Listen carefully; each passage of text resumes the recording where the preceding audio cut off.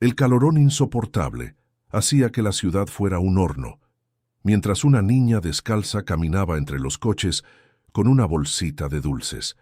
Ignorada por muchos y humillada al pedir tan solo un vaso de agua, casi se desmayaba de sed.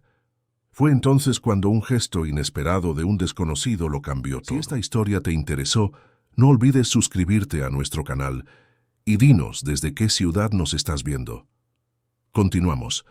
El sol de marzo caía sin piedad sobre el Paseo de la Reforma aquella tarde de verano. El asfalto parecía derretirse bajo los pies de los peatones apurados, y el calor subía en ondas visibles, distorsionando el paisaje de edificios y coches atorados en el tráfico. Eran casi las 3 de la tarde, hora en que la Ciudad de México parecía hervir junto con el humor de los conductores atrapados en el embotellamiento interminable. Entre los claxones insistentes y el humo de los escapes, una figura pequeña y frágil caminaba descalza entre los coches detenidos. Sofía tenía apenas 5 años, pero sus ojos grandes y oscuros cargaban un cansancio que no correspondía con la infancia.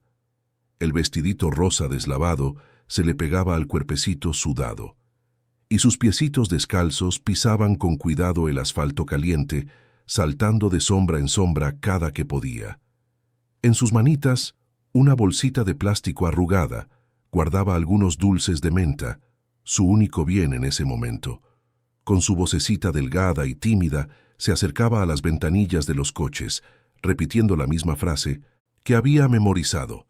«¿No me compra un dulcecito, señor? Es para ayudar a mi mamá». La mayoría de los conductores ni siquiera la volteaban a ver. Algunos subían los vidrios rápidamente, como si la presencia de aquella niña fuera una amenaza para el aire acondicionado de sus coches importados. Otros la miraban con una mezcla de lástima e irritación, pero nunca la suficiente como para abrir la cartera. Sofía no entendía bien por qué la gente parecía tenerle miedo, o por qué le daban la vuelta a la cara cuando se acercaba. Solo sabía que su mamá estaba en casa, acostada en el sofá viejo de la sala, sin fuerzas para levantarse. Esa mañana, cuando despertó, Sofía había encontrado el refrigerador vacío, solo una botella de agua a la mitad. Su madre, Carmen, había intentado sonreírle, pasándole la mano por la carita sudada por la fiebre, y le había susurrado que todo estaría bien, que era solo un malestar pasajero. Pero Sofía vio cómo su mamá temblaba al intentar levantarse, cómo se sujetaba la cabeza con ambas manos, cómo sus ojos se veían distintos, apagados. Fue entonces que la niña, con una valentía que no sabía de dónde le había salido, tomó la bolsita de dulces que su mamá guardaba para emergencias y decidió que iba a ayudar. Al fin y al cabo, su mamá siempre decía que ellas eran un equipo, y en un equipo, una ayuda a la otra. El calor aumentaba a cada minuto. Sofía sentía la garganta cada vez más seca, la lengua pesada en la boca. Había vendido solo 2 dulces en casi 2 horas de caminar entre los coches. El dinero apenas alcanzaba para comprar un pan. El mareo comenzó despacio, como una sensación extraña en la cabeza, haciendo que todo diera vueltas un poquito. Parpadeó varias veces, intentando enfocar la vista, pero el mundo parecía temblar junto con el calor que subía del suelo. Fue cuando sus ojos cansados encontraron el refugio perfecto del otro lado de la avenida. Una vinoteca elegante, con fachada de vidrio espejado y puerta de madera barnizada. A través del cristal podía ver el ambiente climatizado, los estantes organizados con botellas caras, gente bien vestida circulando con bolsas de papel estraza. Pero lo que realmente le llamó la atención fue el bebedero de agua que vio cerca del mostrador. Sin pensarlo 2 veces, Sofía esperó a que el semáforo se pusiera en rojo y cruzó corriendo, apretando la bolsita de dulces contra su pecho. Al empujar la puerta de vidrio, una ola de aire helado la envolvió, tan fuerte que se estremeció. El contraste con el calor de afuera era casi doloroso. Sus ojitos recorrieron el amplio lugar, el piso de porcelanato brillante, las luces tenues, el olor a madera y vino que no supo identificar. Detrás del mostrador de granito pulido, un hombre de unos 30 años, con el pelo engomado y camisa de vestir impecable, organizaba copas de cristal. Marco era conocido entre los empleados por su arrogancia con los clientes que él consideraba que no estaban a la altura del establecimiento. Cuando vio a la niña descalza, sudada y claramente venida de la calle, su rostro se contrajo en una expresión de asco. Sofía se acercó al mostrador con pasitos pequeños e inseguros. Apenas alcanzaba la altura del mármol, así que se paró de puntitas y dijo con la voz quebrada por la sed: «Joven, ¿me podría regalar un vasito de agua, por favor? Tengo mucha sed». El silencio que siguió fue pesado. Marco dejó lo que estaba haciendo y miró a la niña como si fuera una mancha indeseable en su ambiente perfecto. Sin ninguna amabilidad, respondió en voz alta, asegurándose de que todos los clientes presentes lo escucharan. «Este no es lugar para escuincles de la calle. Estás ensuciando mi piso, espantando a los clientes. Lárgate de aquí ahora antes de que le hable a seguridad». Sofía sintió que la cara le ardía, pero no de calor. Era vergüenza, una sensación horrible que le apretaba su pequeño pecho. Algunas personas vieron la escena con incomodidad, pero nadie dijo nada. La niña se llevó la mano a la frente, sintiendo que el mareo aumentaba. El mundo comenzó a girar más rápido. Sus piernitas temblaron, y tuvo que apoyarse en el mostrador para no caer. Fue en ese momento que una voz grave, firme y llena de autoridad cortó el ambiente. «Deténgase ahora mismo». Todos se giraron en dirección a la voz. Al fondo de la vinoteca, en una mesa reservada rodeada de botellas de vino de colección, un hombre se levantaba. Eduardo Garza rondaba los 50 años bien vividos, cabello canoso impecablemente peinado, un traje a la medida en tono azul marino y una presencia que dominaba cualquier lugar al que entrara. Empresario del ramo de la construcción, dueño de una de las constructoras más grandes de la Ciudad de México, Eduardo era el tipo de cliente al que Marco adulaba sin pudor, pero en ese momento la mirada de Eduardo no era la de un cliente satisfecho. Era la de alguien profundamente molesto con lo que acababa de presenciar. Caminó hacia el mostrador con pasos decididos, los ojos fijos en el empleado. ¿Desde cuándo esta vinoteca le niega un vaso de agua a una niña? Su voz era baja, pero cargada de una autoridad que hacía temblar las paredes más que cualquier grito. Marco tragó saliva, intentando mantener la compostura. «Señor Garza, usted no entiende. Es una niña de la calle, anda pidiendo dinero, molesta a los clientes y...» «Y a usted», lo interrumpió Eduardo. «Le pagan para servir, no para juzgar. Tráigale inmediatamente un vaso de agua fría, un jugo natural y algo para que esta niña coma. Y que sea rápido». El empleado, rojo de vergüenza y rabia contenida, no tuvo más opción que obedecer. Eduardo entonces se agachó, quedando a la altura de Sofía. Por primera vez en horas, alguien la miraba a los ojos de verdad, con atención, con cuidado. «Hola, pequeña, ¿cómo te llamas?», preguntó con la voz mucho más suave ahora. «Sofía», respondió ella en voz baja, todavía temblando. «Sofía, qué nombre tan bonito. Ven, siéntate aquí conmigo». La guió hasta su mesa, jalando una silla y ayudando a la niña a subir. Cuando Marco trajo el vaso de agua, Eduardo lo tomó y se lo ofreció personalmente a Sofía, quien bebió a tragos desesperados, el agua fría bajando y aliviando su garganta seca. «Despacio, pequeña, despacio», dijo Eduardo amablemente, sosteniendo el vaso para que no se ahogara. Observó su carita quemada por el sol, su ropa, sencilla pero limpia, sus piecitos descalzos lastimados. No era la primera vez que veía niños en las calles de la Ciudad de México, pero era la primera vez que realmente se detenía a ver a uno de ellos de verdad. Después de beber el agua y comer unos trozos de pan con queso que Eduardo pidió, Sofía comenzó a sentirse un poco mejor. Fue entonces que él preguntó, con cuidado: «Sofía, ¿por qué estás vendiendo dulces sola con este calorón? ¿Dónde está tu mamá?» Los ojitos de la niña se llenaron de lágrimas. «Mi mami está en la casa. Está enferma, acostada en el sofá. Dijo que era solo un malestar, pero yo vi que estaba temblando y no se podía levantar. Ya no había comida en la casa, entonces agarré los dulcecitos y vine a ayudar. Eduardo sintió que algo se le oprimía en el pecho, una sensación que hacía años no experimentaba.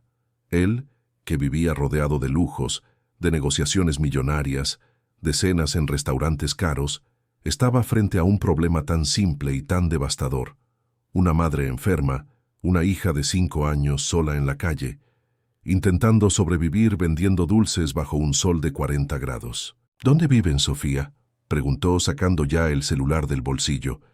En la Condesa, en una casita al final de la calle, respondió ella, describiendo la dirección con la precisión que su madre le había enseñado por si se perdía.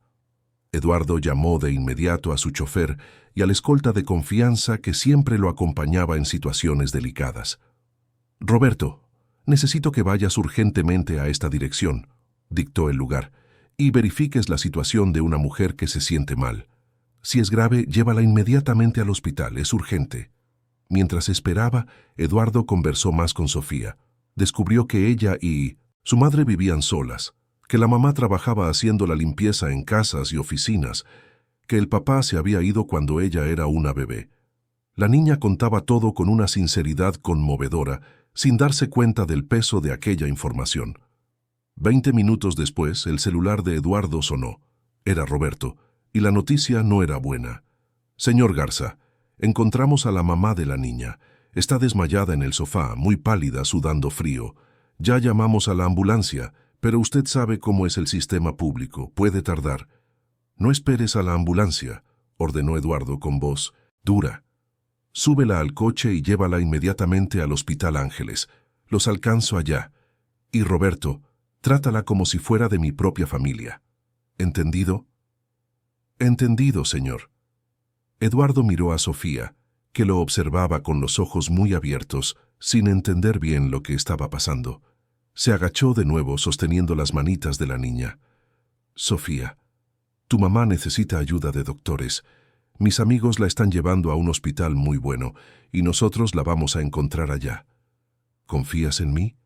La niña miró profundo a los ojos de aquel hombre que hacía pocos minutos era un extraño. Pero había algo en esa mirada, una firmeza, una seguridad que no sentía desde hacía mucho tiempo. Asintió con la cabeza. «Entonces vámonos». Eduardo le extendió la mano y Sofía la tomó con fuerza. Al salir de la vinoteca, Eduardo se detuvo frente a Marco, que observaba todo con una mezcla de asombro y miedo. El empleado, que minutos antes se creía superior por servir a clientes adinerados, ahora estaba pálido y sudando frío, dándose cuenta de que había cometido un error terrible. Eduardo se le acercó y su voz, aunque baja, cargaba el peso de décadas de autoridad. «Tú», dijo, Eduardo señalando al empleado, con sus ojos fijos y penetrantes, «vas a aprender una lección importante hoy. La dignidad de una persona no se mide por el dinero en el bolsillo o la ropa que viste. Esta niña, a la que trataste como basura, tiene más valentía y humanidad en su dedo meñique de la que tú tendrás en toda tu vida. Estaba aquí pidiendo agua, no limosna, no favores, solo agua, y tú, en lugar de ver a una niña con sed, viste una molestia para tus clientes importantes». Eduardo hizo una pausa dejando que las palabras calaran y luego continuó con aún más firmeza. «Y si me entero de que trataste a cualquier otra persona así, especialmente a un niño, me voy a encargar personalmente de que nunca más trabajes en ningún establecimiento decente de esta ciudad. Hablaré con cada dueño de vinoteca, de restaurante, de tienda que conozco, y créeme, conozco a muchos. ¿Quedó claro?». Marco solo pudo asentir, pálido, la camisa ya manchada de sudor.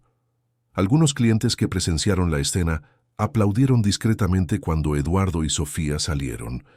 Una señora elegante que había observado todo desde su mesa se levantó y le dijo al gerente de Mino en Sin Más, la vinoteca, que acababa de llegar corriendo al oír el alboroto: «Ese empleado es una vergüenza para este establecimiento. Yo no vuelvo a poner un pie aquí si él sigue trabajando». Otras voces se unieron a la de ella y el gerente se dio cuenta de que tendría que tomar una decisión rápida. Afuera la tarde seguía siendo un horno, pero Eduardo ni sintió el calor. Su mente estaba enfocada en llegar al hospital, en asegurarse de que aquella mujer, madre de esa niñita valiente, recibiera la mejor atención posible. Puso a Sofía en el asiento trasero de su coche importado, prendió el aire acondicionado al máximo y partió en dirección al Hospital Ángeles. Durante el trayecto, Eduardo miraba por el retrovisor y veía a Sofía apretando la bolsita de dulces contra su pecho, los ojos fijos en la ventana, claramente preocupada. El silencio de la niña era elocuente, cargado de un miedo que no sabía cómo expresar. Eduardo intentó sacarle plática algunas veces, preguntándole cosas simples como su color favorito, su juguete preferido, pero Sofía solo respondía con monosílabos, con la mente claramente puesta en su madre. Él mismo estaba procesando lo que había sucedido esa tarde. Eduardo Garza, empresario multimillonario, acostumbrado a juntas que decidían el destino de cientos de empleos, contratos de millones de pesos, estaba ahora manejando por las calles de la Ciudad de México con una niña de 5 años en el asiento trasero, yendo al encuentro de una mujer que ni conocía, pero que de alguna forma ya se había vuelto importante. ¿Cuándo fue la última vez que había hecho algo sin calcular el retorno? Sin pensar en beneficios, en contactos, en oportunidades. Décadas, tal vez. Su vida se había convertido en una secuencia interminable de decisiones estratégicas, todas con el objetivo de obtener ganancias, crecimiento, poder. Pero en ese momento, manejando rumbo al hospital, no estaba pensando en nada de eso. Solo estaba pensando en asegurarse de que esa madre sobreviviera para reencontrarse con su hija. Él aún no lo sabía. But esa decisión de detenerse, de intervenir, de ayudar, estaba a punto de cambiar su vida de una forma que ningún negocio millonario jamás consiguió. Al llegar al hospital, fueron recibidos por un equipo médico eficiente que ya había sido avisado por Roberto. Carmen, la mamá de Sofía, había sido llevada directamente a una sala de urgencias. Los médicos trabajaban rápidamente, conectando suero, verificando signos vitales, haciendo estudios. Eduardo tomó la mano de Sofía mientras esperaban en el pasillo climatizado y silencioso del hospital privado, tan diferente de la realidad de los hospitales públicos abarrotados. La niña miraba en todas direcciones, claramente asustada por ese ambiente extraño. «Tío», lo llamó, y Eduardo se dio cuenta de que ella había comenzado a llamarlo así de forma natural. «¿Mi mami se va a poner bien?» Él le apretó la manita con cariño. «Los doctores de aquí son muy buenos, Sofía. Van a cuidar muy bien a tu mamá». Una hora después, una doctora salió de la sala de urgencias y se les acercó. «¿Señor Garza?», preguntó, y Eduardo asintió. «La paciente está estabilizada. Fue una crisis de hipotensión severa combinada con deshidratación y agotamiento extremo. Unas horas más en ese estado y pudo haber sido muy grave. Tuvo suerte de haber llegado aquí a tiempo». Eduardo sintió un alivio profundo. «¿Puede recibir visitas?» «Sí, pero que sea una visita breve. Necesita descansar». Sofía prácticamente corrió hacia el cuarto cuando la doctora abrió la puerta. Carmen estaba acostada en la cama del hospital, todavía muy pálida, conectada a un suero, pero sus ojos se abrieron cuando vio a su hija. «Sophie», susurró con voz débil, y la niña se subió a la cama con cuidado, acurrucándose en los brazos de su madre. Eduardo se quedó en la puerta, observando ese momento. Carmen levantó la vista y lo vio ahí.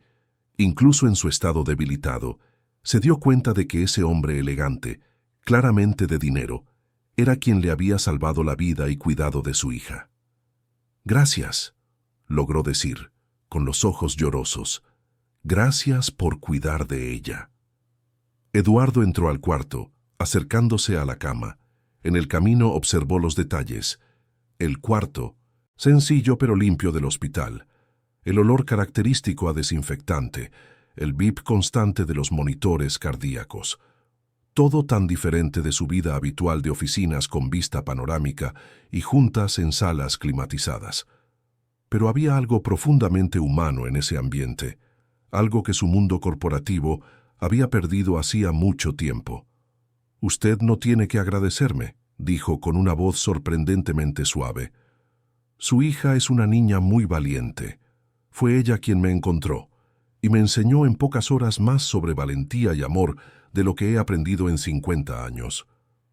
Carmen apretó a Sofía contra sí, mientras lágrimas silenciosas corrían por su rostro. Estudió la cara de aquel hombre elegante, intentando entender por qué alguien como él se preocuparía por alguien como ella. Había bondad en esos ojos, sí, pero también una tristeza antigua, un vacío que ella, incluso en su estado debilitado, podía percibir. Era como si él estuviera tan solo como ella, solo que de una manera diferente. «¿Qué va a pasar ahora?», preguntó, con la voz débil pero llena de preocupación. «Yo no tengo dinero para pagar este hospital, yo...» «No se preocupe por eso ahora», la interrumpió Eduardo amablemente. «Concéntrese en recuperarse. Lo demás lo resolvemos después». Carmen quería protestar. Su dignidad le exigía no aceptar caridad, pero su cuerpo exhausto y su mente cansada finalmente cedieron. Cerró los ojos, todavía abrazando a Sofía, y por primera vez en meses sintió algo que había olvidado: esperanza. Aún no sabía que ese era solo el comienzo de una historia que pondría a prueba su fuerza de formas que jamás imaginó, pero que también le traería una felicidad que creía imposible. Y Eduardo, mirando a esa madre e hija abrazadas en esa cama de hospital, tampoco sabía que acababa de encontrar algo que su dinero nunca pudo comprar, algo que cambiaría para siempre el rumbo de su vida solitaria y vacía. Había construido un imperio, conquistado mercados, vencido a competidores feroces, pero estaba a punto de descubrir que el mayor logro de su vida no vendría de una sala de juntas, sino de una pequeña casa en la Condesa, donde dos mujeres extraordinarias le enseñarían el verdadero significado de la riqueza. Ahí, en ese silencioso cuarto de hospital, 3 vidas se entrelazaban de una manera que aún estaba por revelarse, capítulo por capítulo, en una historia de lucha, amor y redención. Carmen pasó 3 días internada en el Hospital Ángeles, tiempo suficiente para que los médicos estabilizaran su presión arterial, trataran la deshidratación severa e investigaran las causas de esa crisis repentina. Fueron 3 días de estudios, suero en la vena, reposo forzado y mucha reflexión. Acostada en esa cómoda cama de hospital, tan diferente del sofá viejo de su casa, Carmen tenía demasiado tiempo para pensar. Pensaba en cómo había llegado a ese punto, en todas las señales de alerta que había ignorado porque simplemente no podía parar. Pensaba en su hija vendiendo dulces sola en el tráfico mientras ella se desmayaba, que en casa. La culpa la oprimía, pero los médicos y enfermeras siempre se lo recordaban. Ella no tenía la culpa de estar enferma. Tenía la culpa de haber luchado sola por demasiado tiempo. Durante todo ese periodo, Eduardo Garza fue un visitante constante, apareciendo todas las mañanas y tardes con Sofía, quien se negaba a estar lejos de su mamá. La niña le llevaba dibujos que hacía en la sala de espera, le contaba historias sobre los pájaros que veía por la ventana del hospital, compartía pedazos de pastel que la enfermera amable le daba, y Eduardo siempre traía algo, a veces una revista para que Carmen leyera, otras veces fruta fresca, o simplemente su presencia silenciosa y reconfortante. Fue durante esas visitas que Eduardo comenzó a conocer a Carmen de verdad. A sus 32 años, ella tenía una belleza sencilla y cansada de quien ha trabajado el doble toda la vida. Sus ojos cafés cargaban una fuerza silenciosa y aún debilitada en la cama del hospital, había en ella una dignidad que impresionaba profundamente a Eduardo. En las conversaciones, Carmen le contó su historia poco a poco, con una sinceridad que él rara vez encontraba en su círculo social. Había crecido en Oaxaca, en un pueblito del interior, hija de campesinos humildes. Vino a la Ciudad de México a los 18 años en busca de oportunidades. Trabajó en todo lo que encontró, de dependienta a mesera, hasta que logró estabilizarse como trabajadora doméstica. Se casó joven con un hombre que le prometió el cielo y las estrellas, pero que la abandonó embarazada de 6 meses, dejándole solo deudas y desilusiones. He criado a Sofía sola desde entonces, contó con la voz entrecortada. Trabajaba en 3, a veces 4 casas por día. Me levantaba de madrugada, tomaba el camión lleno, limpiaba casas de gente rica que apenas me volteaba a ver, regresaba tarde en la noche. Pero tenía a mi hija, tenía mi cuartito rentado, tenía mi dignidad. Creí que todo estaba bajo control. ¿Hasta cuándo?, preguntó Eduardo, sintiendo que había más en esa historia. Carmen respiró hondo. Hasta hace 3 meses, cuando recibí la noticia que lo cambió todo. Fue entonces que la verdad comenzó a salir a la luz. Carmen tenía una tía lejana, doña Concepción, a quien apenas conocía. La mujer vivía sola en una ciudad del interior y tenía algunos bienes. Una casa sencilla, pero bien ubicada, un terreno en la zona rural, y una cantidad guardada en el banco, fruto de años de ahorro. Sin hijos y sin parientes cercanos, doña Concepción le había dejado todo a Carmen en su testamento. Cuando el abogado me llamó, no lo podía creer, contó Carmen. No era una fortuna, pero era mucho más de lo que yo había tenido en toda mi vida. Una casa pagada, un terreno que se podía vender, unos 200,000 pesos en la cuenta de ahorros. Por primera vez, pensé que podría darle una vida mejor a Sofía, tal vez hasta dejar de trabajar tanto, meterla en una escuela particular.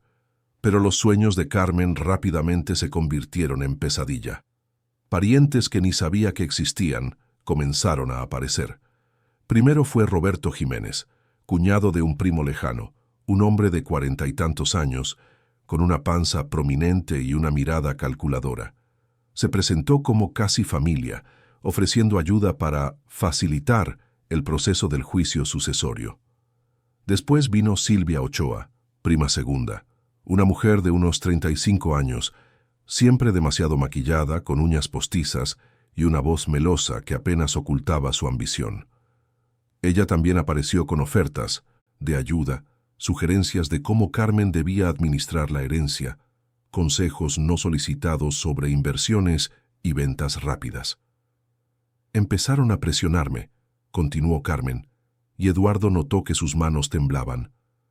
Decían que yo no sabía manejar el dinero, que me iban a robar, que necesitaba vender todo rápido antes de que perdiera valor. Roberto me trajo papeles para que firmara contratos de venta del terreno por un precio ridículo.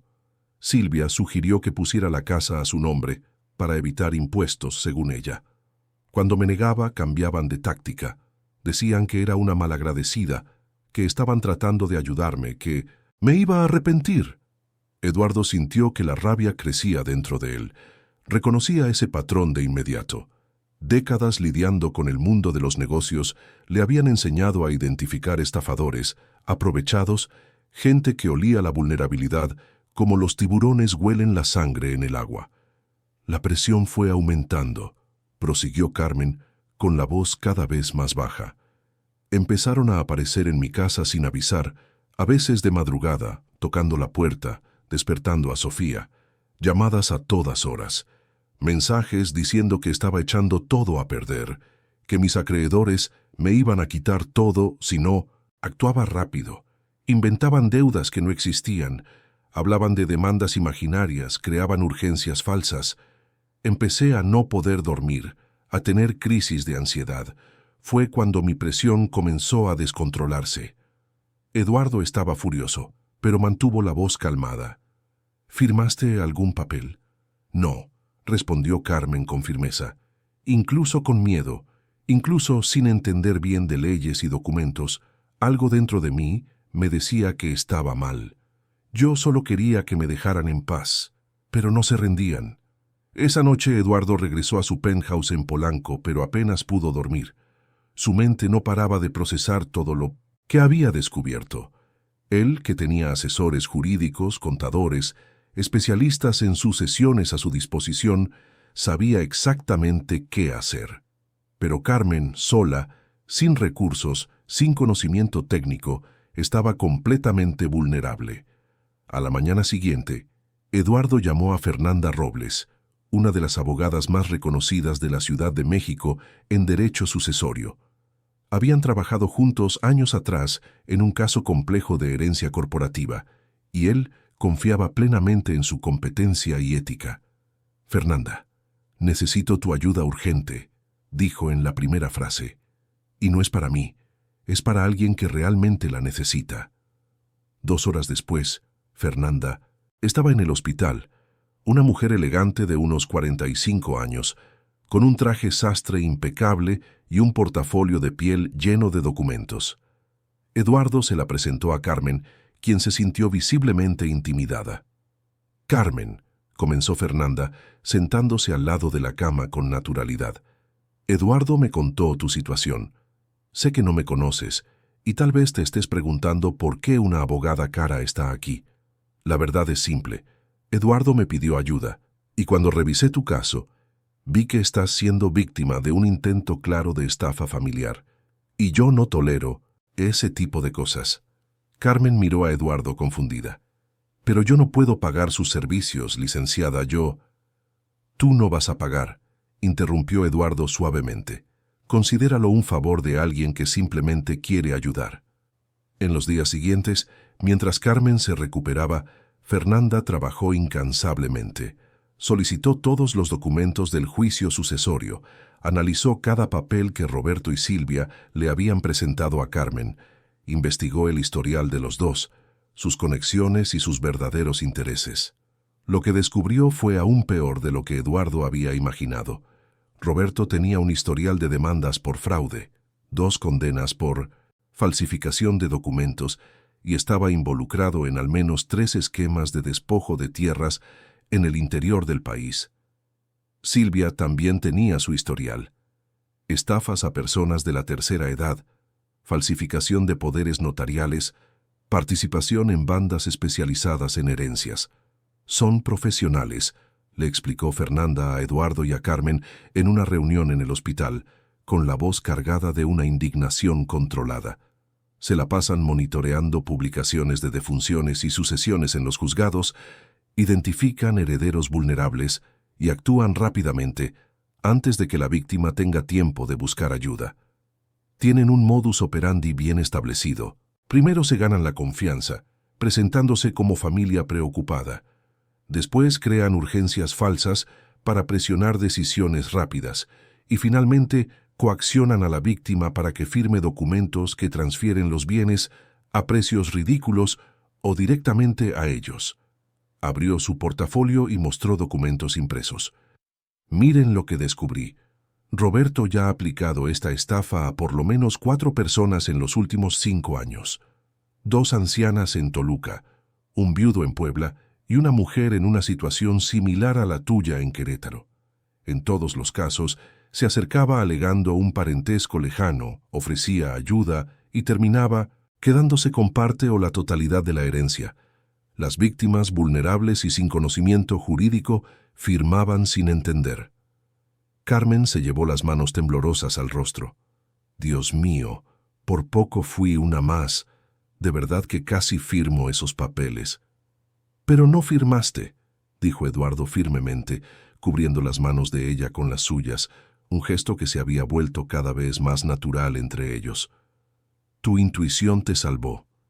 Eso demuestra la fuerza que tienes, aunque creas que no la tienes». Fernanda continuó señalando otros documentos. «Y Silvia, ella tiene un historial aún más extenso: estafas a ancianos, vulnerables, falsificación de poderes, participación en al menos 2 bandas especializadas en herencias. Es incluso más peligrosa que Roberto porque es mejor en la manipulación emocional. Varias víctimas relataron que lloraba, abrazaba, hacía el papel de prima amorosa mientras les robaba todo por detrás». Carmen se llevó las manos al rostro temblando. «Dios mío, casi firmo. El día que me puse mal, Roberto había ido en la mañana con nuevos papeles, diciendo que era urgente, que si no firmaba para el final del día, perdería toda la herencia por impuestos. Estaba tan confundida, tan cansada, que casi tomó la pluma. «Pero no la tomaste», dijo Eduardo firmemente sosteniendo su mano. «Tu intuición te salvó». Fernanda entonces presentó un plan de acción. Primero, ella entraría oficialmente como abogada de Carmen en el juicio sucesorio, blindando cualquier intento de acceso no autorizado a los bienes. Segundo, solicitaría medidas de protección para impedir que Roberto y Silvia se acercaran a Carmen o a su casa. Tercero, iniciaría denuncias penales contra ambos por tentativa de fraude y coacción. «Van a reaccionar», advirtió Fernanda. «Gente así no se rinde fácil cuando pierde a su presa. Prepárense». Y Fernanda tenía razón.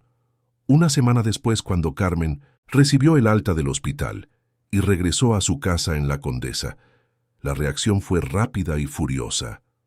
Eduardo, que había insistido en acompañarla hasta su casa, contrató a un guardia de seguridad discreto para que vigilara la calle. Fue una decisión sabia. Al tercer día del regreso de Carmen, Roberto y Silvia aparecieron, esta vez acompañados de otras dos personas, un hombre grande e intimidante y una mujer mayor que se presentó como testigo de la familia.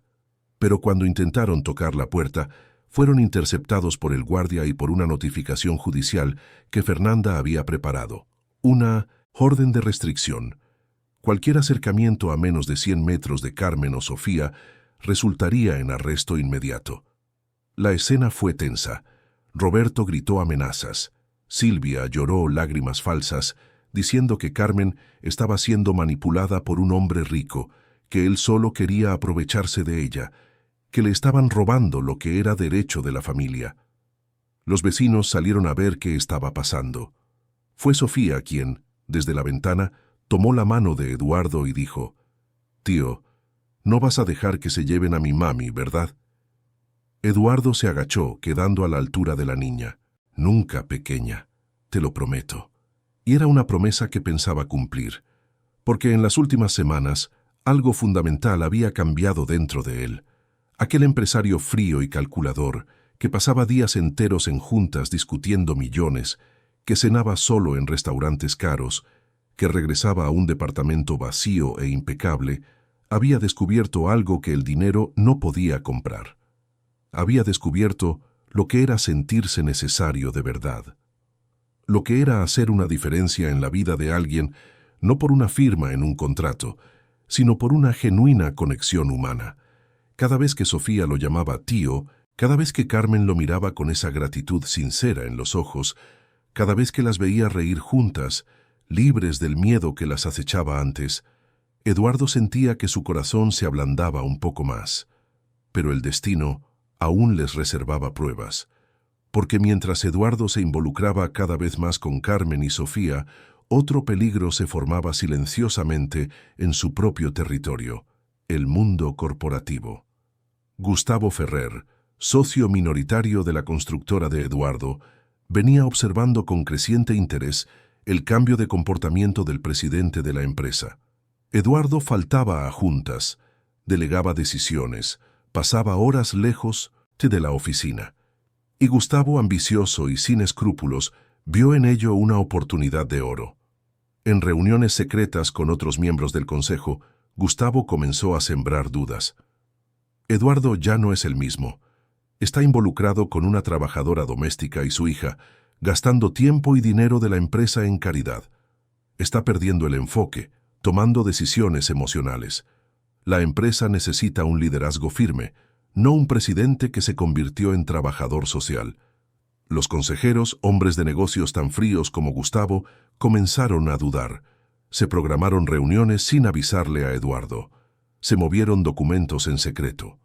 Un plan comenzó a tomar forma: destituir a Eduardo alegando inestabilidad emocional, asumir el control de la empresa y lucrar con cambios drásticos en la gestión. Eduardo, ocupado protegiendo a Carmen y a Sofía, aún no se daba cuenta de la conspiración que se formaba a sus espaldas. Pero pronto, muy pronto, tendría que luchar en dos frentes: salvar a la familia que había elegido proteger y salvar a la empresa que construyó con décadas de trabajo. Y en medio de todo eso, otro sentimiento crecía silencioso pero poderoso entre él y Carmen. Ya no era solo gratitud o compasión, era algo más profundo, más aterrador, más verdadero. Cada conversación, cada mirada, cada momento compartido Construía un puente entre dos mundos que nunca debieron encontrarse, pero que ahora parecían destinados a fusionarse. Sofía, con la sabiduría inocente de los niños, ya se había dado cuenta. Una tarde, mientras dibujaba sentada en el piso de la sala, levantó la vista y dijo: «Mami, el tío Eduardo te quiere. Vi cómo te mira cuando no lo estás viendo». Carmen sintió que la cara le ardía. «Sophie, no digas tonterías». «No son tonterías», insistió la niña, seria. «Y a ti también te gusta él. Lo sé porque sonríes diferente cuando llega». Carmen no respondió, pero sabía que su hija tenía razón, y esa verdad la asustaba más que todos los parientes interesados juntos, porque la diferencia entre su mundo y el de Eduardo parecía insuperable. ¿Qué querría de verdad un hombre rico, exitoso, dueño de una de las empresas más grandes de la ciudad, con una trabajadora doméstica y su hija? El miedo y la esperanza libraban una batalla constante en su corazón. Eduardo, en el silencio de sus noches solitarias en su lujoso penthouse, enfrentaba los mismos cuestionamientos. Se estaba enamorando. Después de años de evitar compromisos, enfocado solo en negocios y ganancias, se estaba enamorando de una mujer que no conocía de vinos caros, que nunca había viajado en primera clase, que trabajaba con sus manos y criaba a su hija sola. Pero tal vez era exactamente eso lo que lo atraía: la autenticidad, la fuerza, la dignidad silenciosa de quien lucha todos los días solo para sobrevivir y aún así no pierde la humanidad. Carmen no lo adulaba, no fingía interés en sus negocios millonarios, no usaba ropa de diseñador para impresionarlo. Ella era simplemente ella misma, una madre luchona que ahora tenía la oportunidad de reconstruir su vida. Eduardo había pasado décadas rodeado de gente que quería algo de él. Los socios querían mayores ganancias. Los empleados querían ascensos. Las mujeres que lo cortejaban en eventos sociales querían el estatus de estar al lado de un empresario exitoso. Pero Carmen, ella solo quería que él siguiera siendo la persona amable que defendió a su hija en una vinoteca. Había noches en que Eduardo se quedaba en la terraza de su departamento, mirando la ciudad iluminada abajo, y se sorprendía a sí mismo sonriendo al recordar algo gracioso que Sofía había dicho, o la forma en que Carmen fruncía el ceño cuando se concentraba en algún pensamiento. Eran recuerdos simples, cotidianos, pero que valían más que todos los acuerdos millonarios que había cerrado. Los siguientes capítulos de esta historia aún estaban por escribirse, pero una cosa ya estaba clara: no habría vuelta atrás. Eduardo había elegido su bando, y ahora tendría que enfrentar todas las consecuencias de esa elección, por más dolorosas que fueran. Porque a veces la mayor valentía no es ganar batallas, sino admitir que tu corazón ha cambiado de dirección. Pasaron 2 meses desde que Eduardo entró en la vida de Carmen y Sofía. Meses que transformaron por completo la rutina de los tres. La casita sencilla en la Condesa ahora tenía seguridad discreta, el refrigerador siempre lleno, y Sofía finalmente asistía a una escuela particular de calidad, donde hizo amigos y descubrió que le encantaba dibujar. Carmen, con la salud recuperada y la herencia finalmente protegida gracias al trabajo impecable de Fernanda, comenzó a soñar de nuevo.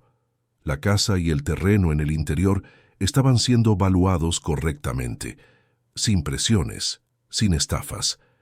El dinero en el banco generaba intereses modestos pero seguros. Por primera vez, en años podía respirar, pero la paz era frágil y todos lo sabían. Eduardo dividía su tiempo entre la oficina y la pequeña casa en la Condesa. Su presencia se volvió tan constante que Sofía ya le dejaba un par de pantuflas en la puerta, y Carmen siempre preparaba café fresco cuando sabía que él llegaría. Eran pequeños gestos domésticos que, para un hombre acostumbrado a la soledad de un departamento impecable y vacío, valían más que todos los negocios millonarios que había cerrado. Fue un jueves por la noche, durante una cena sencilla de arroz, frijoles y bistec encebollado que Carmen había preparado, que Eduardo se dio cuenta de una verdad inevitable. Estaba en casa, no en el penthouse de Polanco, con vista a la ciudad y muebles de diseño, sino ahí, en esa mesa de fórmica, con Sofía contando animada sobre el dibujo que había hecho en la escuela, con Carmen sonriendo mientras servía la comida, con el ventilador viejo haciendo ruido en la esquina de la sala. Eso era un hogar, y él no quería estar en ningún otro lugar. Pero mientras el corazón de Eduardo encontraba paz, su empresa entraba en una guerra silenciosa. Gustavo Ferrer había avanzado en su plan con la precisión de un depredador. Había convencido a 4 de los 7 miembros del consejo de que Eduardo estaba comprometido emocionalmente, tomando decisiones impulsivas y descuidando la empresa. «Vean los números», argumentaba Gustavo en las reuniones secretas. Canceló la expansión hacia el sureste, un proyecto que nos daría 50 millones de ganancia, porque quería revisar las condiciones de trabajo de los obreros. Aumentó los salarios de la base sin consultar al consejo. Está donando dinero de la empresa a proyectos sociales en colonias populares. No es el Eduardo que conocíamos. El hombre está teniendo una crisis de la mediana edad, y la empresa no puede pagar por eso. La campaña de Gustavo era sutil pero efectiva. Sembraba dudas, distorsionaba hechos, presentaba números fuera de contexto. Y lo peor, había una semilla de verdad en sus palabras. Eduardo realmente había cambiado. Sus prioridades ya no eran exclusivamente la ganancia y la expansión agresiva. Había comenzado a cuestionar el costo humano de ciertas decisiones, a ver a los obreros no como números en una hoja de cálculo, sino como padres y madres que mantenían a sus familias. Había pausado proyectos para garantizar condiciones de trabajo dignas. Había invertido en capacitación en lugar de despidos masivos. Para Eduardo eran cambios necesarios y éticos, para Gustavo y sus aliados era debilidad. La bomba explotó un lunes por la mañana. Eduardo llegó a la oficina y encontró una convocatoria extraordinaria del Consejo para esa misma tarde. El tema: evaluación de la capacidad de gestión de la presidencia. Supo de inmediato de qué se trataba. Años de experiencia en política corporativa le habían enseñado a reconocer un golpe de Estado cuando lo veía. Esa tarde, la sala de juntas del piso 42 estaba tensa. Los 7 consejeros sentados alrededor de la mesa de caoba, Gustavo en el extremo opuesto a Eduardo, con una sonrisa discreta en los labios. Lo que Gustavo no esperaba era que Eduardo no llegara sin preparación. Había pasado la última semana, desde que tuvo los primeros indicios de la conspiración, reuniendo pruebas, preparando argumentos, consultando a sus propios aliados. «Señores», comenzó Gustavo, con una voz calculadamente preocupada, «convoqué esta reunión porque tenemos una situación delicada. Nuestro presidente, un hombre al que siempre he respetado, parece estar pasando por un momento personal difícil que está afectando su juicio profesional». Eduardo no se movió, solo observó, con ojos fríos, mientras Gustavo presentaba su caso. Proyectos cancelados, inversiones cuestionables en responsabilidad social, ausencias frecuentes, cambios de prioridad sin consulta previa. «Propongo», concluyó Gustavo, «una licencia temporal de la presidencia para que Eduardo pueda resolver sus asuntos personales mientras yo asumo interinamente la gestión de la empresa». El silencio que siguió fue pesado. 2 consejeros parecían genuinamente preocupados por Eduardo. 4 miraban a Gustavo con una aprobación mal disimulada. 1 permanecía neutral, estudiando la situación. Fue entonces que Eduardo se levantó, lentamente, y comenzó a hablar. Su voz era calmada, pero cargada de una autoridad que había dominado salas de juntas por décadas. «Gustavo ha traído preocupaciones válidas sobre cambios en la gestión de la empresa. Tiene razón. He cambiado, pero no porque esté débil o comprometido. Cambié porque finalmente vi más allá de las hojas de cálculo y vi seres humanos». Encendió el proyector y comenzó a presentar números. Números reales, no los distorsionados que Gustavo había mostrado. La expansión hacia el sureste se pausó porque descubrí, a través de una auditoría que Gustavo no mencionó, que el proyecto usaría mano de obra en condiciones análogas a la esclavitud. Si hubiéramos seguido adelante, ahora estaríamos enfrentando procesos penales.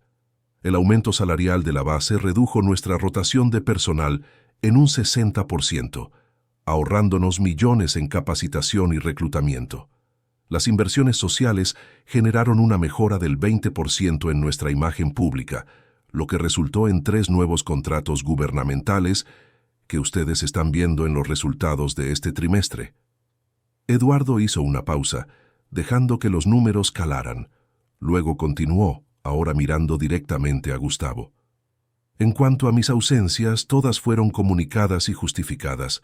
Lo que Gustavo no les contó es que durante esas ausencias seguí trabajando de forma remota, manteniendo todas las decisiones críticas a tiempo. Lo que tampoco les contó es que usó mi supuesta ausencia para tener reuniones paralelas, sin actas, sin registro, intentando construir un consejo fantasma para derrocarme. Gustavo palideció. Eduardo entonces jugó su carta final. Pero lo más interesante, señores, es lo que descubrí al investigar por qué Gustavo está tan interesado en asumir el control ahora. Fernanda hizo una seña a la abogada que entró silenciosamente a la sala. ¿Podrías explicarlo mejor? Fernanda abrió su portafolio y comenzó a distribuir documentos. Gustavo Ferrer tiene, a través de empresas fantasma, un acuerdo con la constructora JK, nuestra principal competidora. Si asume la presidencia, planea vender 3 de nuestras subsidiarias más rentables a JK por un precio 40% por debajo del mercado, a cambio de una participación accionaria en su empresa. Es una traición corporativa clásica. El caos se apoderó de la sala. Consejeros leyendo los documentos, Gustavo intentando defenderse, voces superponiéndose. Pero Eduardo ya había ganado. En 2 horas, Gustavo fue forzado a renunciar, amenazado con demandas por abuso de confianza. 2 consejeros que lo apoyaban también renunciaron al ver que el barco se hundía. Eduardo salió de esa sala más fuerte de lo que entró, pero exhausto. Exhausto de los juegos corporativos, de las traiciones, de un mundo donde incluso aliados de décadas podían apuñalarte por la espalda por dinero. Esa noche fue directamente a casa de Carmen. Cuando ella abrió la puerta y vio su expresión, no necesitó preguntar nada. Simplemente lo hizo pasar, le sirvió un café cargado y se quedó ahí, en silencio, ofreciéndole lo único que él necesitaba, su presencia. ¿Ganaste?, preguntó ella finalmente. Gané, confirmó Eduardo, pero no sé por cuánto tiempo este mundo vale la pena. Carmen le tomó la mano. Entonces tal vez sea hora de repensar, ¿qué es lo que vale la pena para ti? Esas palabras resonaron en la mente de Eduardo en los días siguientes. Comenzó a delegar más, a confiar en ejecutivos competentes, a alejarse del día a día operativo, no porque estuviera abandonando la empresa, sino porque estaba redefiniendo las prioridades de su vida. Y fue exactamente en ese momento de transformación personal que llegó el siguiente golpe, esta vez desde donde menos lo esperaban. Roberto y Silvia, derrotados en el plan de la herencia y demandados por intento de fraude, deberían haber sido neutralizados. Pero la codicia es un motor poderoso y encontraron una brecha terrible para atacar, usando a un abogado sin escrúpulos llamado Leandro Castillo, conocido por aceptar casos sucios a cambio de altos porcentajes. Presentaron una demanda por la custodia de Sofía. La acusación era cruel y calculada.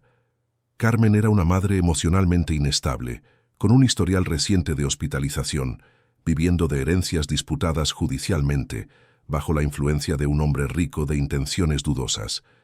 La niña, argumentaban, estaría en riesgo. Cuando llegó la notificación, Carmen sintió que el suelo desaparecía bajo sus pies.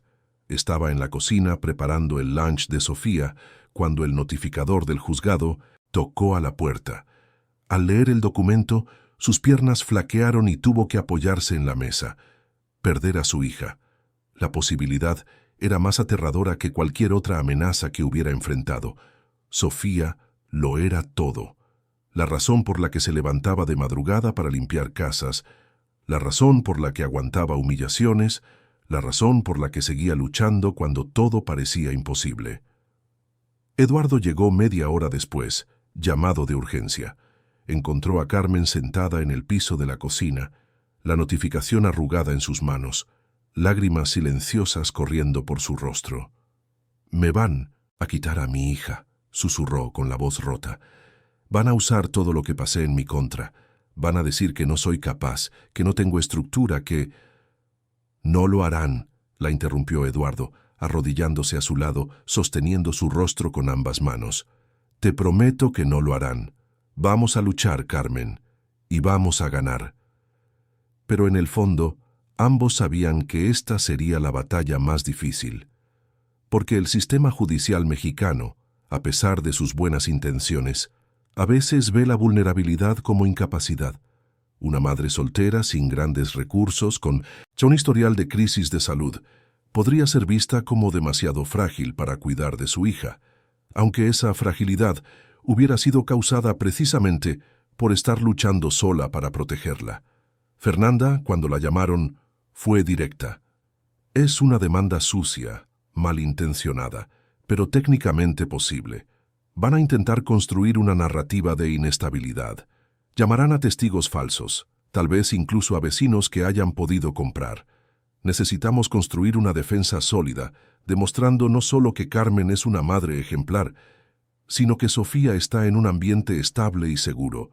Fue entonces que Eduardo tomó la decisión que lo cambiaría todo. Esa noche, después de que Sofía se durmió, le pidió hablar con Carmen a solas.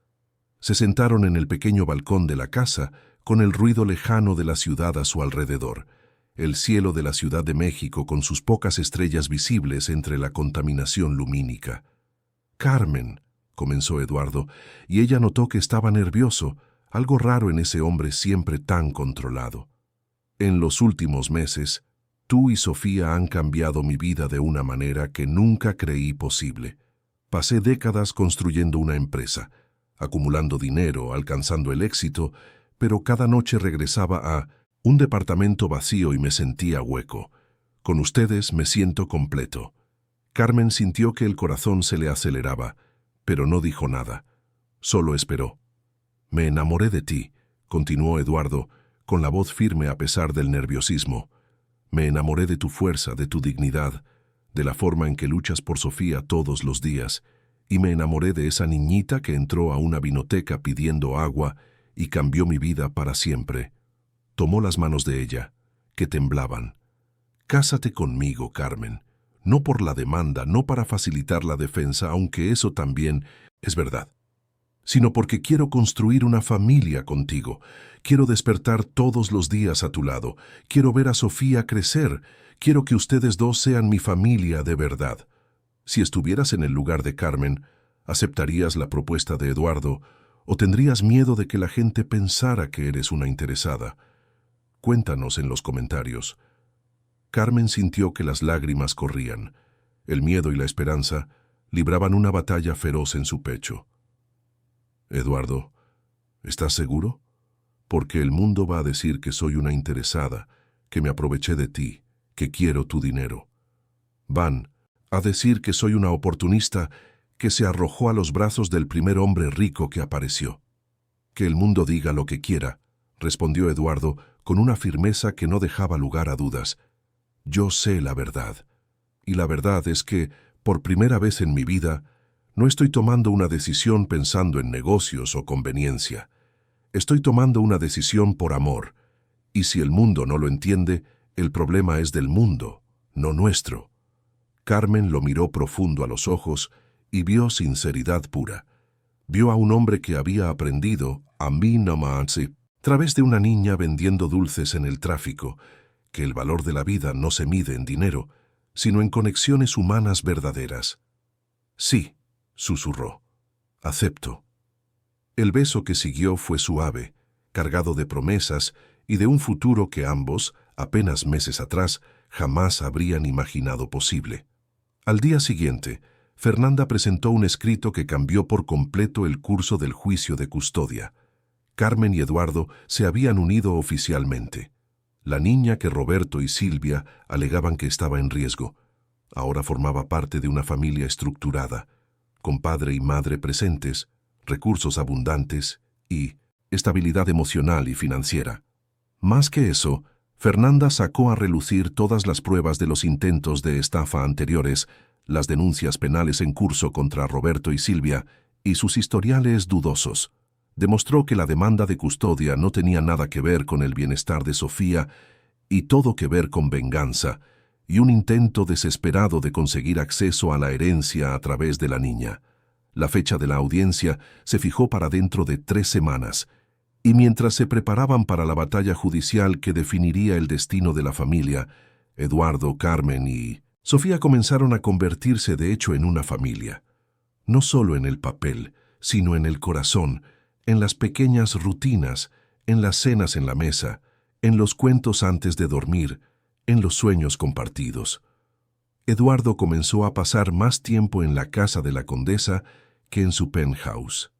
Él, que siempre había comido en restaurantes caros o en su oficina ejecutiva, ahora se deleitaba con los platillos sencillos que Carmen preparaba: arroz con frijoles, un bistec bien sazonado, una ensalada fresca.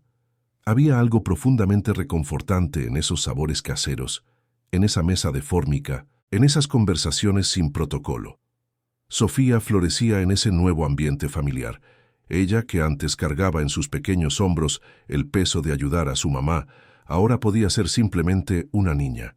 Reía más, jugaba más, soñaba más. A veces Eduardo la encontraba bailando sola en la sala o canturreando mientras dibujaba, y su corazón se llenaba de una alegría que nunca había conocido.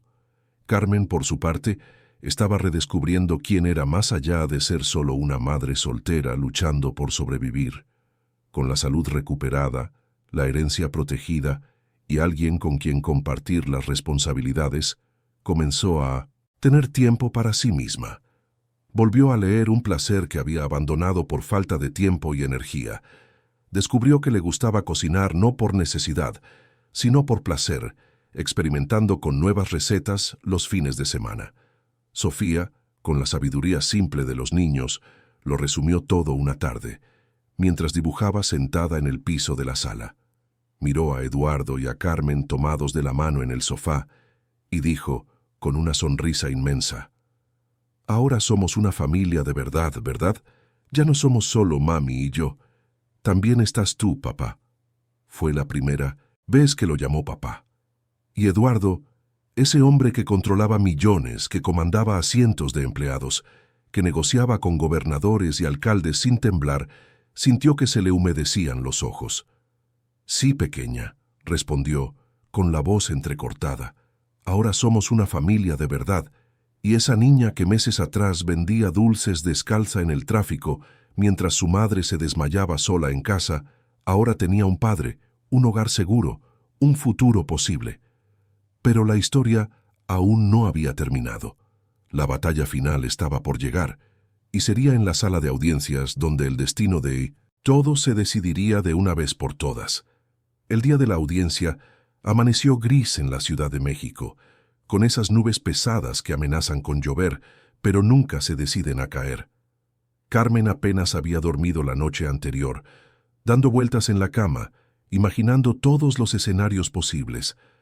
Eduardo se quedó a su lado toda la noche, sosteniendo su mano, recordándole que ya no estaba sola en esa lucha. Sofía, que a pesar de tener solo 5 años, entendía que algo importante estaba sucediendo, abrazó a su mamá a la hora del desayuno y le dijo: «Mami, no estés triste. Nadie me va a separar de ti, yo no los dejo». La inocencia y la certeza en la voz de la niña casi quiebran a Carmen por completo, pero se mantuvo fuerte. Tenía que mantenerse fuerte. A las 9 de la mañana llegaron al Palacio de Justicia. El edificio imponente, con sus columnas y escalinatas, intimidaba. Fernanda los esperaba en la entrada, elegante como siempre, con su portafolio de piel en la mano y una expresión de confianza controlada. «Todo listo», les dijo a Eduardo y a Carmen. «Tengo todos los documentos, todos los testigos, todas las pruebas. Roberto y Silvia cavaron su propia tumba con esta demanda. Ahora solo tenemos que demostrárselo al juez». En la sala de audiencias el ambiente era tenso. De un lado, Eduardo, Carmen y Fernanda.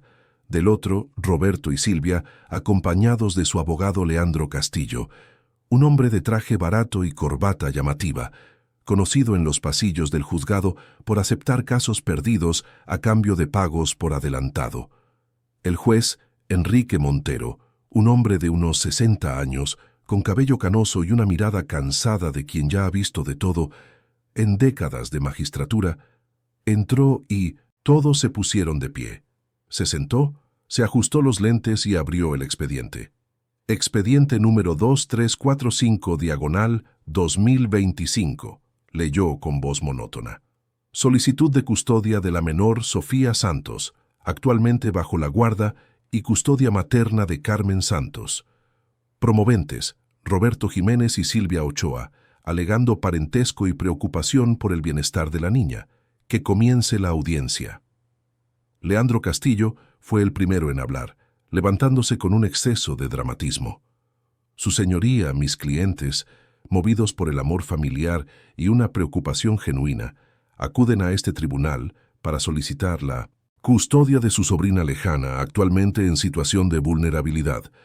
La madre, Carmen Santos, presenta un historial de hospitalización reciente por problemas de salud mental. Fernanda se levantó de inmediato. Su señoría, objeto para corregir. La señora Carmen fue hospitalizada por una crisis de hipotensión y agotamiento, no por cuestiones psiquiátricas. Es una grave distorsión de los hechos. El juez le hizo una seña para que se sentara. Anotado. Continúe, licenciado Castillo. Además, prosiguió Leandro, la madre está bajo la influencia de un hombre rico, el señor Eduardo Garza, que apareció de la nada en sus vidas y rápidamente estableció una relación de dependencia. Hay indicios claros de manipulación, de aprovechamiento de una mujer vulnerable, de interés financiero en herencias recientes. La niña está expuesta a un ambiente inestable y moralmente cuestionable.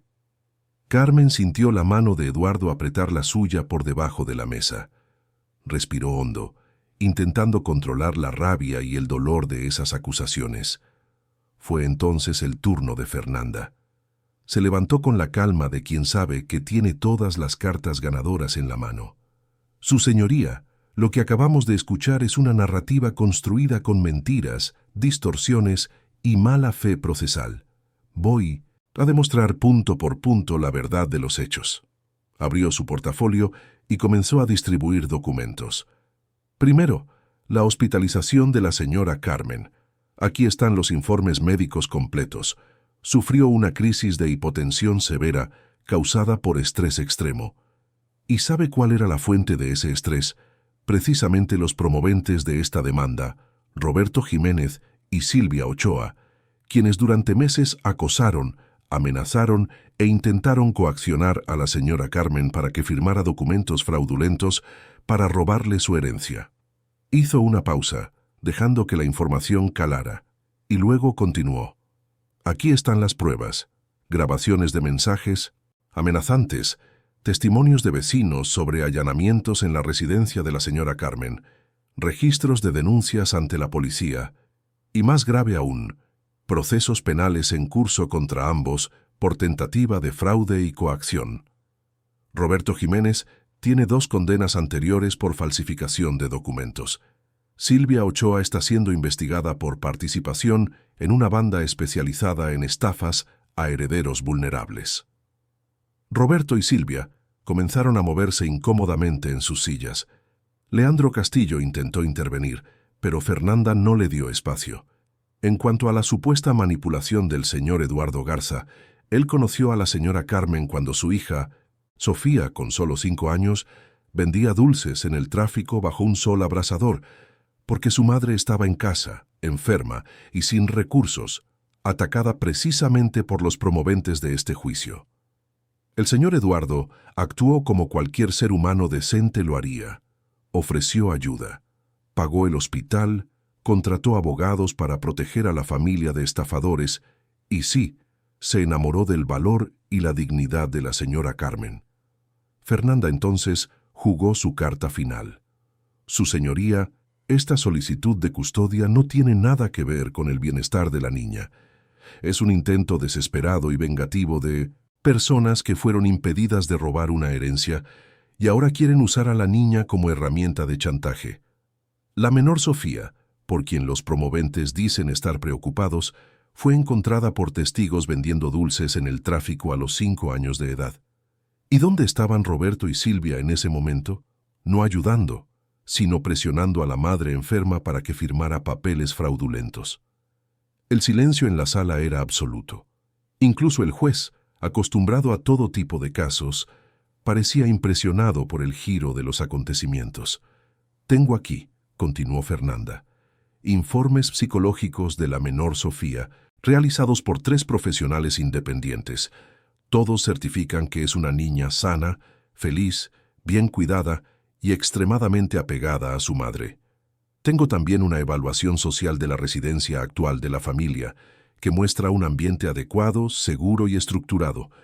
Y tengo testimonios de los maestros de la escuela particular a la que Sofía asiste ahora, todos elogiando su desarrollo, su alegría y la presencia constante de sus padres en las actividades escolares». Hizo una pausa, mirando directamente a Roberto y a Silvia.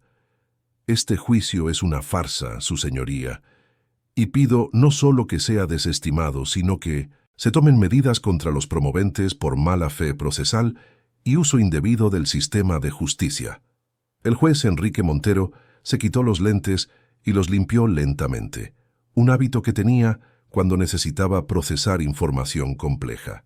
Después miró a Leandro Castillo. «Licenciado Castillo, su cliente desea manifestarse». Leandro, visiblemente afectado por las revelaciones, tartamudeó. «Su señoría, yo, mis clientes, nosotros no teníamos conocimiento completo de...». «¿No tenía conocimiento?», lo interrumpió el juez con voz ahora dura. «Licenciado, es su obligación conocer los hechos antes de presentar una demanda, especialmente una que involucra a una niña. Este tribunal no es un escenario para venganzas personales o intentos de extorsión». Luego se dirigió a Roberto y a Silvia. «Señores promoventes, pónganse de pie». Ambos se levantaron claramente nerviosos. «Ustedes vinieron a este tribunal alegando preocupación por una niña a la que, según los documentos presentados, ignoraron por completo durante toda su vida, excepto cuando vieron una oportunidad de ganancia financiera a través de su madre. Ustedes causaron la enfermedad de esta madre con presión y amenazas, y ahora tienen la audacia de alegar que ella es incapaz de cuidar a su hija. Esto no es solo mala fe procesal, es perversidad». El juez tomó el mazo. «Solicitud de custodia denegada. Más que eso, ordeno que se abra una investigación formal por mala fe procesal contra los promoventes y su abogado. Ordeno también una medida de protección definitiva. Roberto Jiménez y Silvia Ochoa tienen prohibido acercarse a Carmen Santos y a su hija Sofía a menos de 500 metros, bajo pena de arresto inmediato. Notifíquese al Ministerio Público sobre los delitos mencionados por la defensa. Se levanta la sesión». El golpe del mazo resonó en la sala como un trueno liberador. Carmen se derrumbó en lágrimas, esta vez de puro alivio. Eduardo la abrazó, sintiendo que su propio pecho se oprimía de emoción. Sofía, que había estado esperando en una sala separada con una trabajadora social, fue traída de vuelta y corrió a los brazos de su madre. «¿Ganamos, mami?», preguntó con sus ojitos grandes y esperanzados. «Ganamos, mi amor», respondió Carmen entre lágrimas y risas. «Ganamos». Al otro lado de la sala, Roberto y Silvia eran escoltados hacia afuera, mientras Leandro Castillo intentaba deslindarse del caso lo más rápido posible. La codicia que los había motivado ahora se transformaba en miedo a las consecuencias legales que enfrentarían. En los meses que siguieron, la vida de la familia se transformó por completo. Eduardo y Carmen oficializaron su matrimonio en una ceremonia sencilla, solo con amigos cercanos y, por supuesto, con Sofía como damita de honor, orgullosa en su vestidito blanco.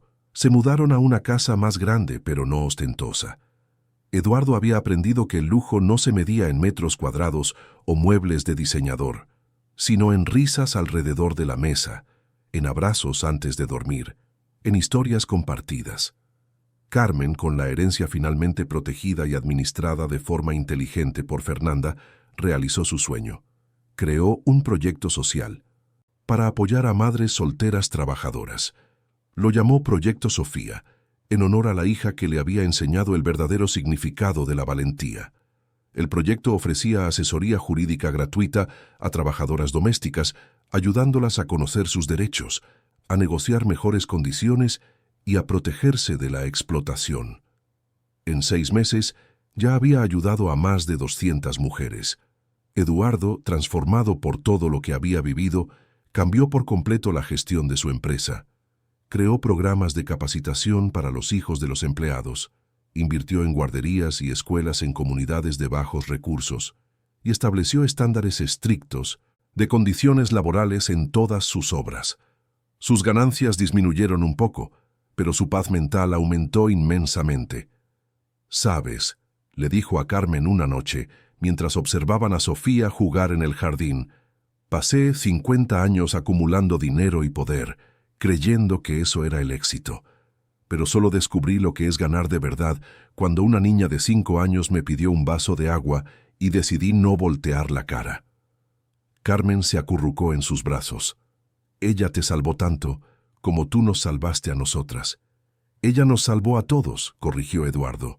Sofía, ahora con 6 años, asistía a una excelente escuela y destacaba en dibujo. Sus maestros decían que tenía un talento especial para el arte, una capacidad para expresar emociones profundas a través de colores y formas.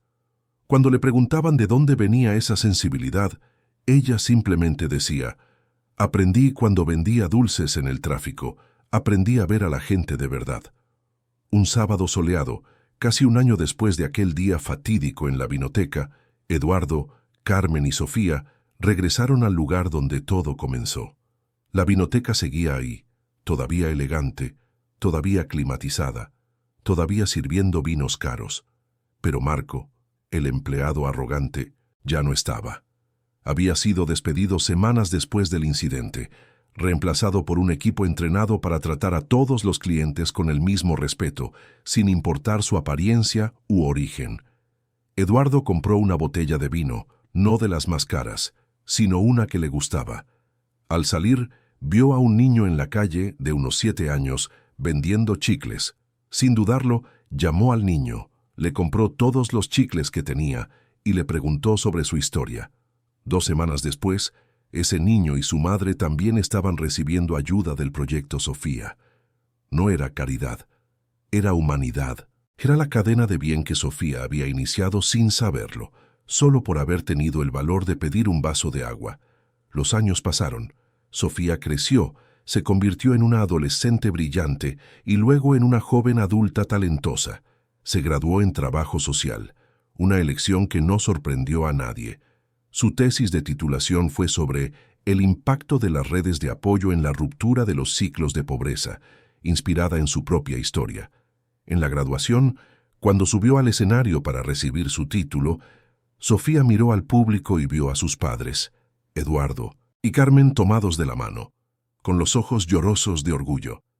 En ese momento recordó esa tarde de calor insoportable, cuando tenía solo 5 años, descalza en el tráfico, vendiendo dulces para ayudar a su madre enferma. Recordó al empleado que la humilló, al empresario que la defendió, al hospital donde se reencontró con su madre, las batallas que enfrentaron juntos, y se dio cuenta de que su historia no era sobre ser salvada, era sobre el poder transformador de una sola elección, la elección de ver al otro, de extender la mano, de no voltear la cara. Esa noche en la fiesta de graduación, Eduardo hizo un brindis por Sofía, que con 5 años de edad y una bolsita de dulces en la mano, me enseñó más sobre la vida, el amor y el propósito de lo que 50 años de negocios jamás me enseñaron. Que su generación sea mejor que la mía, que mire más a las personas y menos a las ganancias, que entienda que la verdadera riqueza se mide en vidas transformadas, no en dígitos en cuentas bancarias. Carmen, ahora una mujer madura, segura y realizada, completó: y que nunca olvidemos que a veces todo lo que una persona necesita es un vaso de agua ofrecido con dignidad, no con arrogancia. Los pequeños gestos pueden cambiar destinos enteros. Sofía abrazó a sus padres, ese abrazo apretado que solo las familias verdaderas saben dar. Y ahí, en ese momento de celebración, 3 vidas que el destino unió de forma improbable celebraban no solo una graduación, sino un viaje de transformación que había comenzado en la tarde más calurosa del verano, entre claxones y asfalto derretido, con una niñita descalza que tuvo el valor de pedir ayuda. Porque al final, esta no fue la historia de un millonario que salvó a una niña pobre. Fue la historia de cómo una niña valiente salvó a un hombre que lo tenía todo, menos un propósito. Fue sobre cómo una madre luchona le enseñó a un empresario el verdadero significado de la riqueza. Fue sobre cómo el amor puede nacer en los lugares más improbables y florecer de formas que transforman no solo vidas individuales, sino el tejido de la sociedad a su alrededor. Y mientras la Ciudad de México continuaba su rutina frenética afuera, con su tráfico, su calor, sus desigualdades, dentro de esa fiesta estaba la prueba viviente de que el cambio es posible, de que la humanidad aún existe, de que un solo gesto de bondad puede desencadenar una cascada de transformaciones que resuenan a través de generaciones. Roberto y Silvia, aquellos que intentaron destruirlo todo por codicia, terminaron cumpliendo condenas por fraude y fueron olvidados por la familia. Gustavo Ferrer, el socio traidor, perdió todo lo que había construido y amargaba el fracaso de sus propios planes. Los villanos de la historia recibieron su justicia, no por venganza, sino por las consecuencias naturales de sus propias elecciones. Y la vinoteca donde todo comenzó se convirtió en parte de una ruta turística emocional que Sofía creó años después. Lugares en la CDMX donde ocurrieron historias reales de transformación. Llevaba a grupos de estudiantes de trabajo social a conocer esos espacios, contaba las historias, inspiraba a nuevas generaciones a ver más allá de las apariencias, a actuar más allá de la indiferencia. Esa noche de graduación, después de que todos se fueron y la familia regresó a casa, Sofía tomó su diario antiguo, el que su mamá le había regalado años atrás. Hojeó las páginas hasta encontrar el primer dibujo que hizo después de la hospitalización de su madre. Una niña pequeña, un hombre de traje y una mamá en una cama de hospital, todos tomados de la mano. Debajo del dibujo, con la caligrafía temblorosa de una niña de 5 años aprendiendo a escribir, había anotado: «El día que gané un papá y mi mami se puso bien para siempre».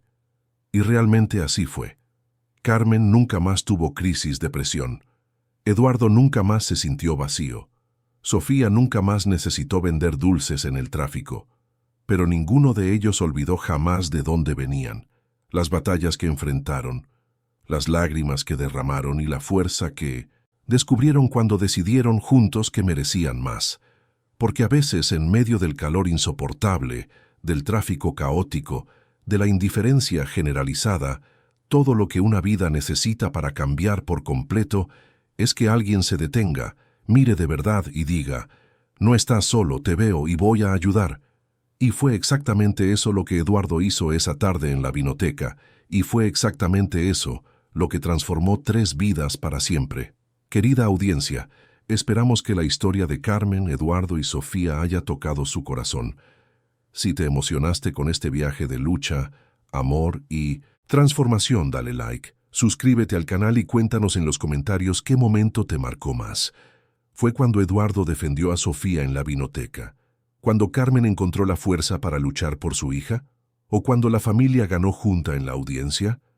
Todos los días traemos historias intensas como esta que revelan el lado más profundo del alma humana, historias que nos recuerdan que los pequeños gestos pueden cambiar destinos enteros. Te esperamos en el próximo episodio, con otra narrativa que te emocionará, inspirará y te hará creer que la bondad todavía existe en el mundo.